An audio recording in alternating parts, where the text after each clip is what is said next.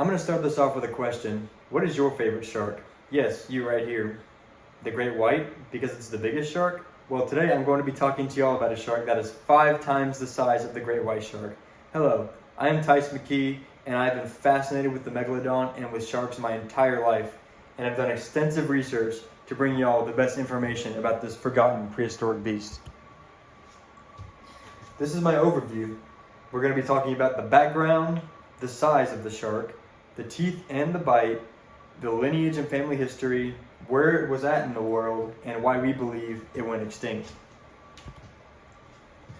The background on the shark. The megalodon is a prehistoric shark from the Pliocene era, from about 23 to 3 million years ago. It also went extinct exactly 3 million years ago. We know the exact size. We don't know the exact size, but we estimate it by using proportions from the great white shark's tooth to the megalodon's tooth. We'd say like this great white's 2.5, the megalodon's 7. It's about like a 3 something. So we just said times 3 because that's the easy way to figure out how big it was. The size. The megalodons ranged from about 35 to 82 feet long. Why is there such a discrepancy, you may be asking? That's because the females were almost always much larger than the males were.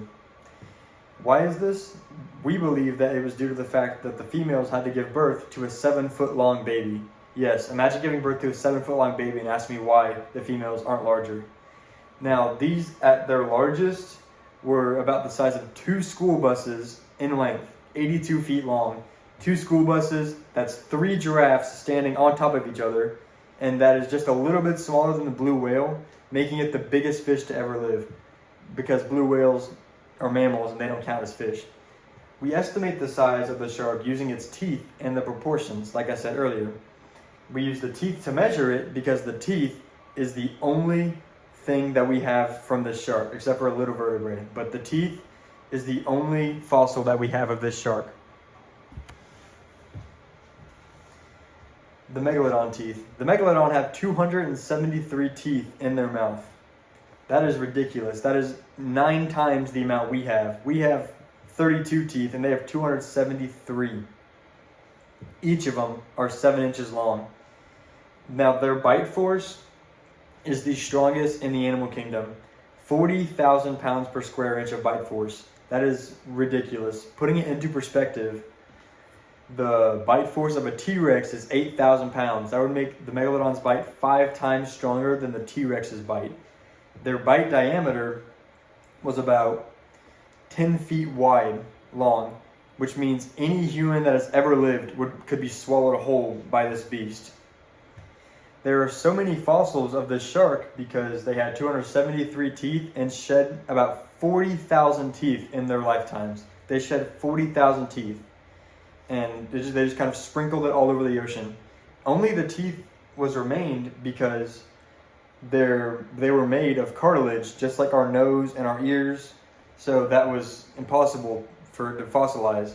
The permineralization is why the teeth fossilized, because they got hard over time and just stayed on the ocean floor. Just throughout all these years, they're on the ocean floor still. Millions of them are on the ocean floor. How big compared to the great white? The great white's teeth were 2.5, and the megalodon's teeth were 7 inches long, proportionally sized. That's related through family history. Their closest genealogic relative is actually not the great white shark, not according to popular belief. The closest relative is actually the mako shark and the blue shark. We do say that the megalodon's dorsal fins were actually not like great white sharks, but were actually closer to blue sharks with sort of torpedo edges on them. And they preyed on just about anything they could get their hands on, just like great white sharks. And I believe that's where the comparisons started with them, is that they were just the apex predator of the ocean, just 5 times bigger than the one we have today. The teeth are related really closely to great white sharks, how they were really sharp to be able to eat anything they wanted to.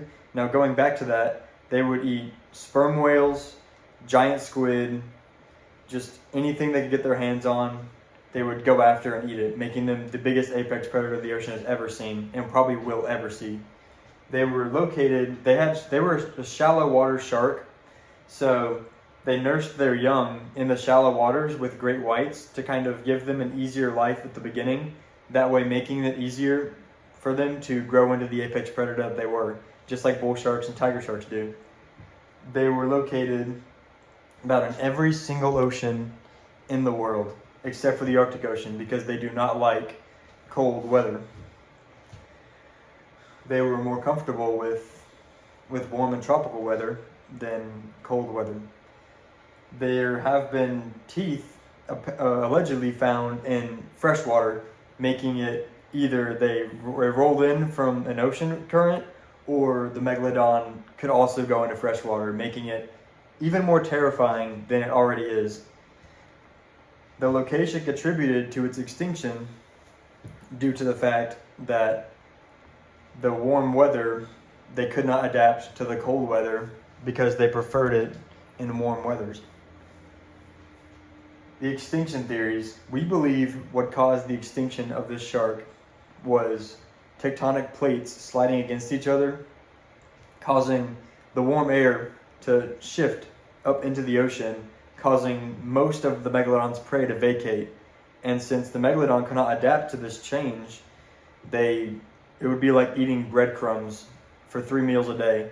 Their metabolism could not keep up with what they were being fed. And they couldn't move because they couldn't adapt to the cold waters where their prey went. Extinction is not really questioned because they roamed the same waters as great white sharks did, which would mean we'd see them alongside great white sharks all the time, which is terrifying to think about, a shark that big. To overall wrap everything up, the megalodon is my favorite animal ever. It's extremely unique, also the largest fish to ever live. There have been teeth found in every ocean, all at 7 inches long. They have the same behaviors, nurseries, and diet of sharks that exist today. And their big appetite and climate change are what I believe contributed to its extinction. Now, people say that it is absolutely extinct, but we have only discovered 5% of our ocean. So I think that there's a possibility that they are still out there, just waiting to be discovered again. I'm Tyson McKee, and if y'all have any questions, just let me know. And these right here are my references. And thank you for your time and for listening to me.